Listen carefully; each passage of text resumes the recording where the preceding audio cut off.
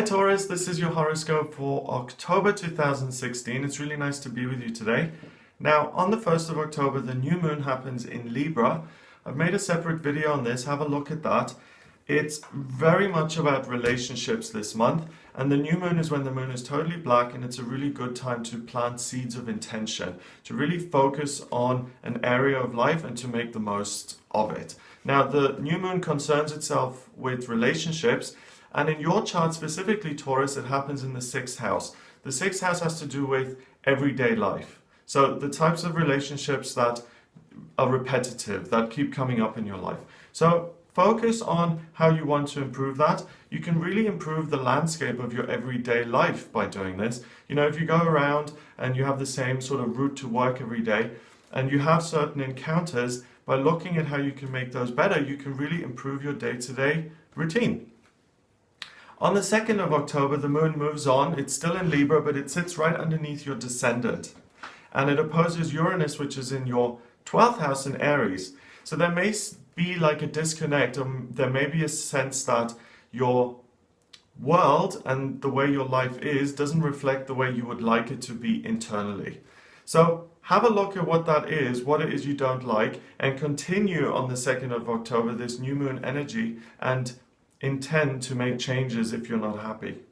On the 3rd and 4th of October, we've got the moon going into Scorpio now, and it joins your Venus, your midheaven, and your black moon Lilith in Scorpio in your 7th house.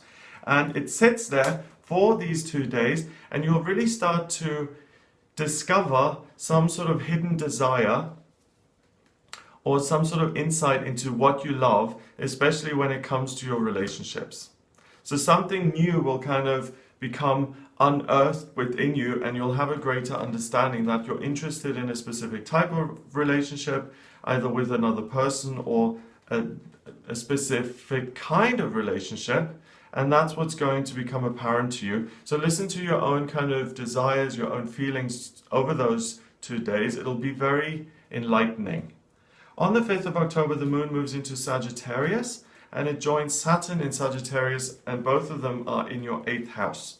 So there'll be a sense to make changes again to the landscape of your life, especially when it comes to your working relationships. And also a sense that you've got people pegged, that you understand what someone is about, and therefore you can judge and make changes accordingly. Saturn in Sagittarius can be tricky sometimes when it comes to judging someone, so try and reserve judgment and only focus on what makes you feel good, what doesn't make you feel good, and make changes according to that. On the 6th of October, a really important conjunction starts. Mars begins to conjunct Pluto, and it lasts until the 28th of October. Now, Mars is the planet of personal desire, war, really what it is you're not going to compromise on, and Pluto is the planet of transformation. They come together and really create a powerhouse of energy, and both of them sit in Capricorn in your 9th house. So I think you're going to have a strong desire, Taurus, to change your location in October. You will want to explore new places, go somewhere totally new, and it's very important for you to allow that to happen because you'll have a strong urge to go traveling. On the 7th of October, oh, and remember that conjunction stays for the entirety of October until the 28th. So that sense isn't going anywhere. On the 7th of October, the moon moves into Sagittarius, and it begins to trine Uranus in Aries. And this is interesting. It's a sense that you're doing things and you'd like other people along for the ride. So it's really a good opportunity to explain your ideas and your desire to explore and travel to another person, and to give them the opportunity to come along with you. It'll be more fun if you're with someone else rather than exploring by yourself. The moon goes into Capricorn on the 8th, and it begins to conjunct Pluto and Mars, both of which are in your 9th. Now, the moon is what makes you feel at peace and gives you a sense of well-being. And it joins those two big masculine energies here in the 9th house. So that desire to travel, if you are going to choose one day in October to travel, make it the 8th, because this is when that feeling will be strongest. The first quarter moon occurs on the 9th of October, and this is when the moon is halfway through its journey towards becoming a full moon. So there's a sense of anticipation, the energy is becoming stronger, things are building up to something, it's like a crescendo. And the moon squares the sun, so the moon is in Capricorn, urging you to travel, to move, to discover new things, and the sun is in Libra, so it's explore new places and explore new people. It's about having adventures and discovering new things. On the 10th, 11th and 12th of October, the moon is now in Aquarius, in your 10th house. So this is about being a humanitarian and feeling like I want to work at something which is going to make a positive contribution to other people's lives and to the world.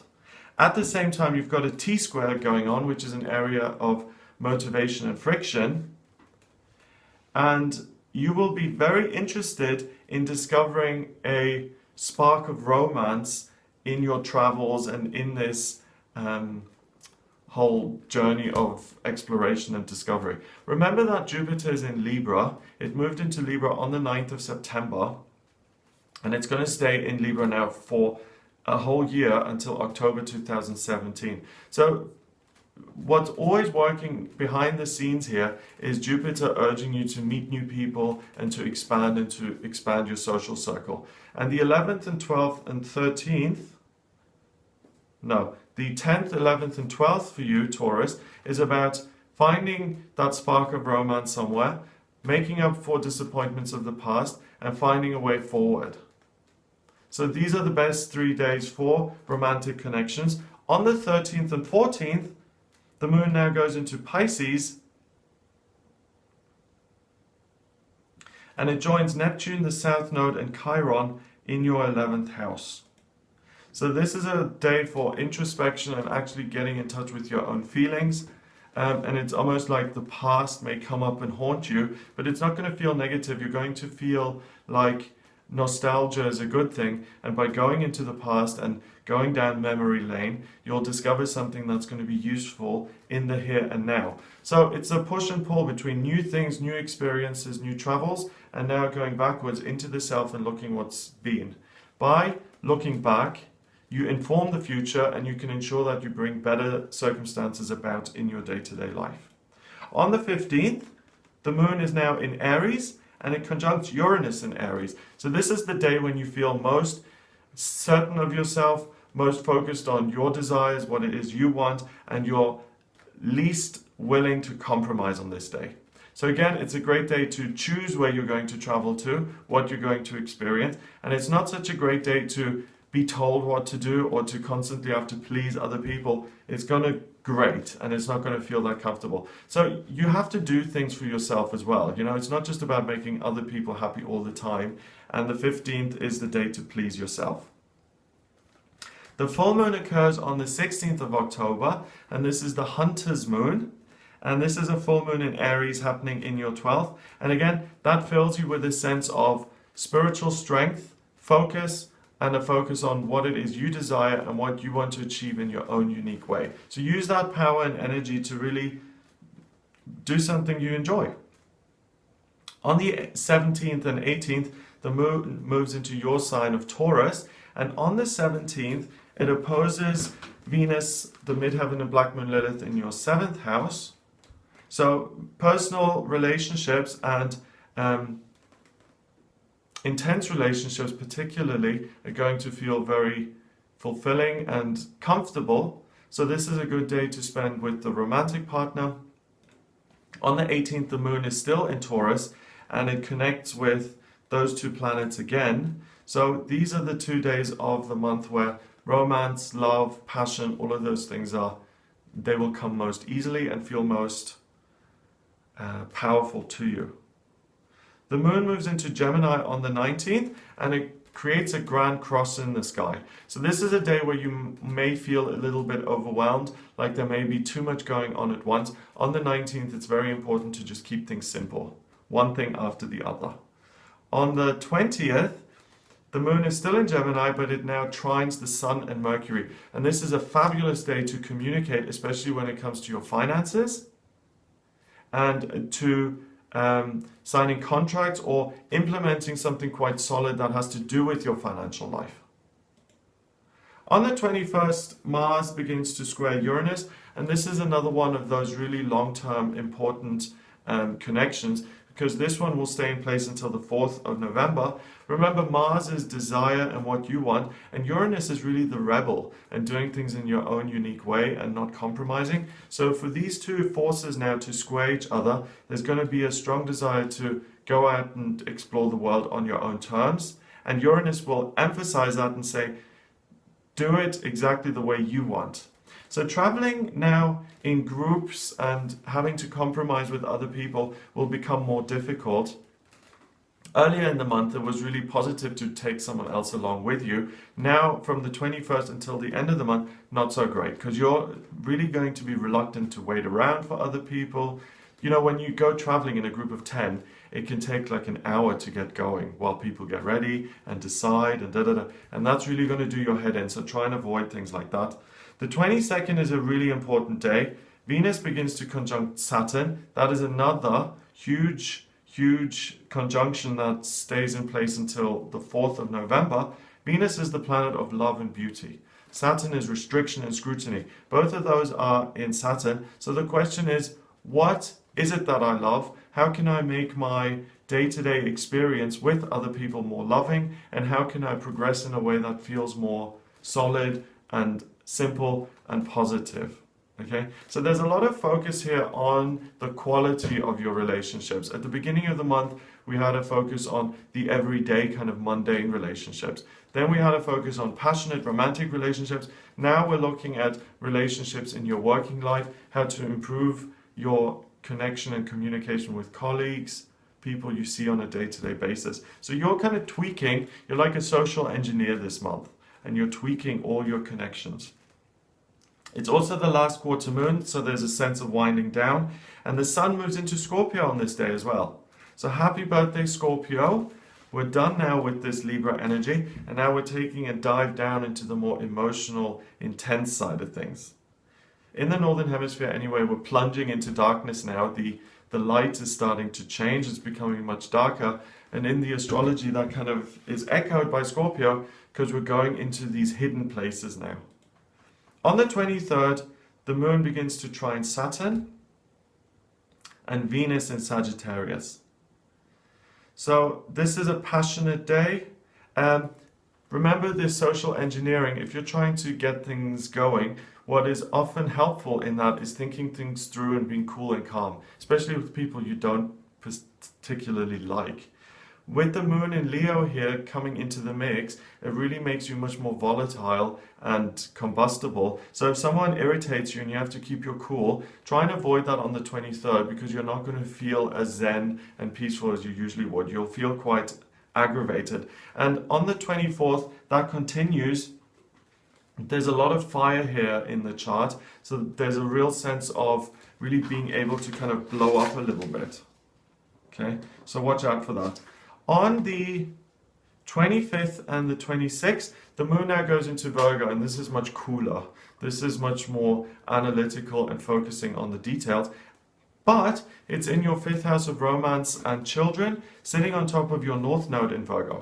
So great day to plan your future with a romantic partner. Do you want to move in together? Do you want to get married? Do you want to have children at some point? It's really a good time to hash out the practical details of your romantic relationship.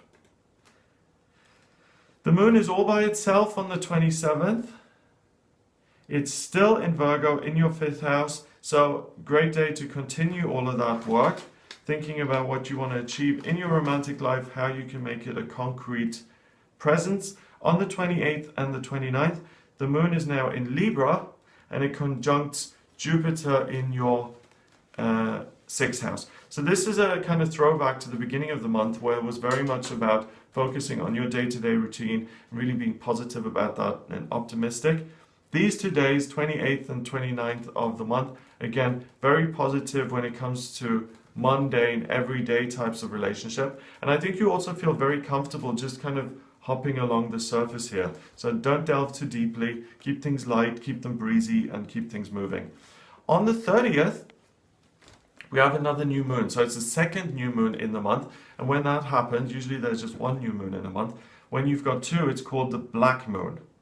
And this is very significant because it's a black moon in Scorpio, so it seems like a very intense one. You know, if you're Wiccan or if you're that way inclined, there's a real kind of focus on this type of new moon as having extra power. And the darkness and the Scorpio, it can be very, very intense. But it's about really bringing dark things, hidden things to the surface and being able to look at those. So it kind of signals Halloween as being really intense and really being something that is quite serious and quite focused on getting to those hidden places, you know, going past the veil, beyond the veil, into places that are really meaningful and profound and significant. So yes, if you're Wiccan, you can look at, you know, doing all of the Wiccan stuff. If you are not that way inclined, it's a great day for you to connect with your own hidden emotions, your own hidden feelings, or to even discover new things about another person. Because it's in your 7th house of relationships. So for you, you can really use this energy to get to know someone very well at their deepest, most personal kind of level. It's a good day to get personal. And then we've got Halloween on the 31st. The moon connects with Black Moon, Lilith, in Scorpio still. So again, it's a great day to delve deeply, to uncover hidden secrets and really get closer to another person. So that's your month of October, Taurus. I hope you have a really good time. You're very focused on other people here this month. So really use that to make your life more comfortable for yourself in connection with others. You'll really be able to do a lot of positive social engineering here. If you would like a private reading with me about your relationships, your love life, your finances, your family relationships, your career or travel, anything at all, please get in touch with me via my website. It's gregoryscott.com. Click on the readings tab and you can order your reading with me there. Please remember to subscribe to the channel and I'll speak to you next month.